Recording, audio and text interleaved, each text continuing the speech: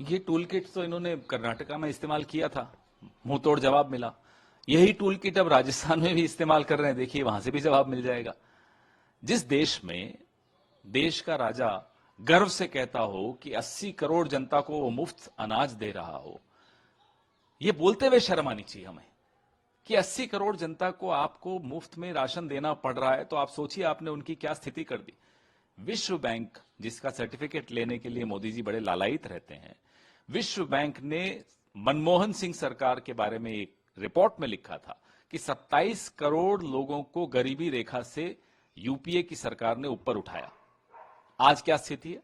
वो 27 करोड़ तो फिर से गरीबी रेखा के नीचे चले गए, ऊपर 14 करोड़ और गिर गए। ऐसे देश के प्रधानमंत्री को ये बोलने से पहले सोचना चाहिए कि उन्होंने इस देश की स्थिति क्या कर दी। बेरोजगारी की स्थिति, असंगठित क्षेत्र की स्थिति, महंगाई की स्थिति। सर, पेंशन के नाम पर हमारे पूर्व सैनिकों से विश्वासघात कांग्रेस जो है करती रही है।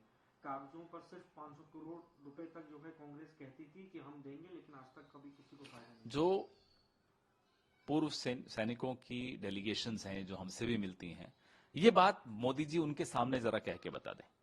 जो उनके साथ धोखा हुआ है, इस सरकार द्वारा धोखा हुआ है, वो सबके सामने है। कैंटीन में जो आपने डाउनग्रेड किया, वो सबके सामने है। सैनिकों की जो स्थिति इस सरकार ने की है, वो सबके सामने है। सर, ममता बनर्जी ने टीम आपसे मुलाकात भी करेगी और हम आपके साथ खड़े हैं। आज उन्होंने रैली भी निकाली। जाहिर सी बात है, तमाम राजनीतिक दल जो हो रहा है उससे स्तब्ध है कि महिलाएं, और वो महिलाएं जो हमारे लिए मेडल्स जीत कर लाती हैं, हमारा गौरव है, वो सड़क पर 1 महीने से बैठी हों और उनकी कोई सुनवाई नहीं हो क्योंकि वो भारतीय जनता पार्टी के सांसद के खिलाफ बैठी हैं। मोदी जी चुप। यही मोदी जी उनके साथ चाय पीते थे, बड़े खुश होते थे कि बेटी मेडल जीत के रही। अब बेटी क्यों नहीं सुनाई दे रही उसकी बात?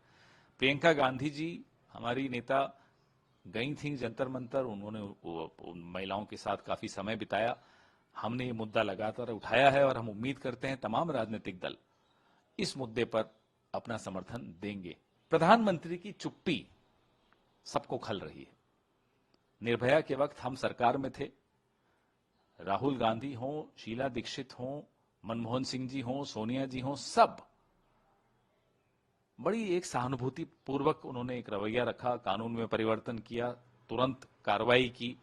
आज की सरकार शोषितों के खिलाफ और शोषकों के साथ खड़ी हुई हमेशा दिखाई देती है। वो कठुआ में हो, उन्नाव में हो, हाथरस में हो, लखीमपुर में हो, या फिर अब यहां जंतर मंतर वाले मामले पे हो। आपको याद है भारत जोड़ो यात्रा के वक्त राहुल गांधी से कुछ महिलाएं मिली थी।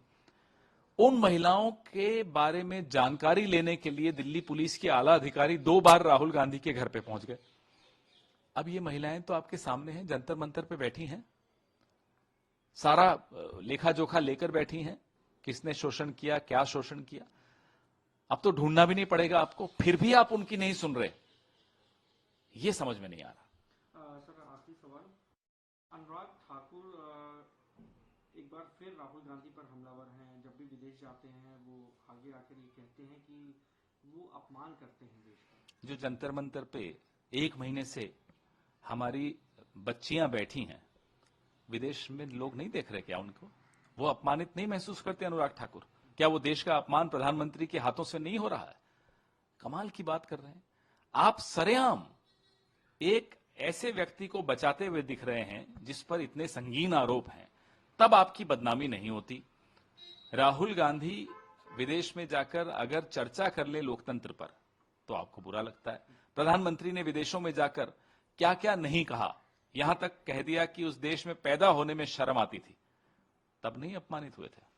सर, इंडिया की जीडीपी, मैंने अभी आंकड़ा अच्छी तरह स्टडी नहीं किया, सरकार की प्रोजेक्शंस हैं, अनुमान हैं सरकार के।